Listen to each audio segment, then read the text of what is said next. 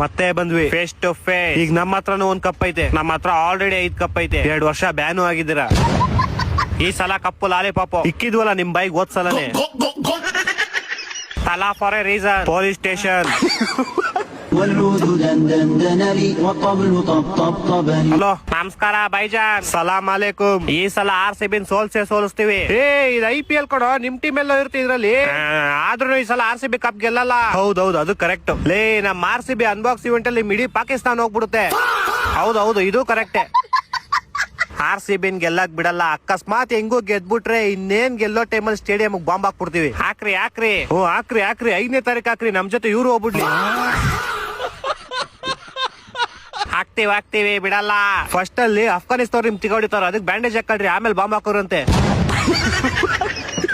ಹೌದೌದು, ಇದು ಕರೆಕ್ಟ್. ಅವ್ರಿಗೂ ಹಾಕ್ತಿವಿ, ನಿಮ್ಗೂ ಹಾಕ್ತಿವಿ. ಹಾಕುವಂತ ಏನೋ ಸೌಂಡ್ ಬರ್ತೈತ್ ನೋಡೋ ಅಲ್ಲಿ.